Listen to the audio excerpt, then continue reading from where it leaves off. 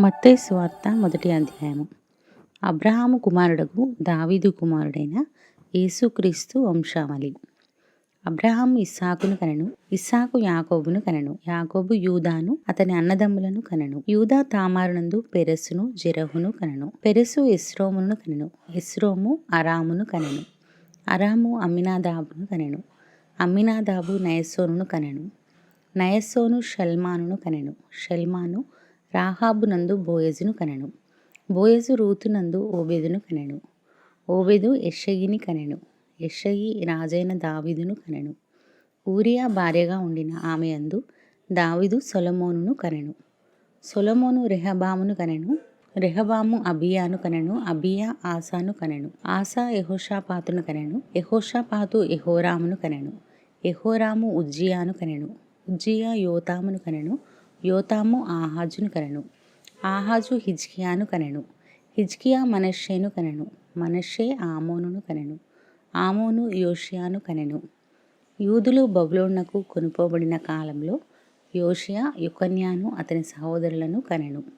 బబులోనుకు కొనుపోబడిన తర్వాత యొకన్యా షయల్తీయేలును కనెను, షయల్తీయేలు జెరుబ్బాబెలును కనెను, జెరుబ్బాబెలు అబీహూదును కనెను, అబీహూదు ఎల్యాకీమును కనెను, ఎల్యాకీము అజోరును కనెను, అజోరు సాదోకును కనెను, సాదోకు ఆకీమును కనెను, ఆకీము ఎలీహూదును కనెను, ఎలీహూదు ఎలియాజరును కనెను, ఎలియాజరు మత్తానును కనెను, మత్తాను యాకోబును కనెను, యాకోబు మరియ భర్త అయిన యోసేపును కనెను. ఆమె యందు క్రీస్తు అనబడిన యేసు పుట్టెను. ఇట్లు అబ్రహాము మొదలుకొని దావీదు వరకు తరములన్నీయు 14 తరములు. దావీదు మొదలుకొని యూదులు బబులోనునకు కొనుపోబడిన కాలం వరకు 14 తరములు. బబులోనునకు కొనుపోబడినది మొదలుకొని క్రీస్తు వరకు 14 తరములు. యేసుక్రీస్తు జనన విధం ఎట్లనగా, ఆయన తల్లి అయిన మరియ యోసేపునకు ప్రదానం చేయబడిన తర్వాత వారేకము కాకమునుపు ఆమె పరిశుద్ధాత్మ వలన గర్భవతిగా ఉండెను. ఆమె భర్త అయిన యోసేపు నీతిమంతుడై ఉండి ఆమెను అవమానపరచనొల్లక రహస్యంగా ఆమెను విడనాడ ఉద్దేశించెను.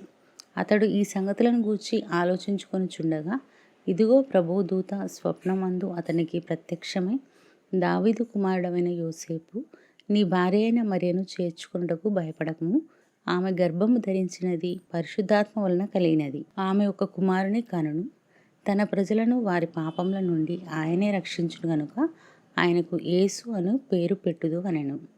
ఇదిగో కన్యక గర్భవతి అయి కుమారుని కనును, ఆయనకు ఇమ్మానుయేలను పేరు పెట్టుదురు అని ప్రభువు తన ప్రవక్త ద్వారా పలికిన మాట నెరవేరునట్లు ఇదంతయు జరిగెను. ఇమ్మానుయేలను పేరునకు భాషాంతరమున దేవుడు మనకు తోడని అర్థము. యోసేపు నిద్ర మేలుకొని ప్రభుదూత తనకు ఆజ్ఞాపించిన ప్రకారము తన భార్యను చేర్చుకొని ఆమె కుమారుని కనువరకు ఆమెను ఎరుగకుండెను. అతడు ఆ కుమారునికి యేసు అను పేరు పెట్టెను.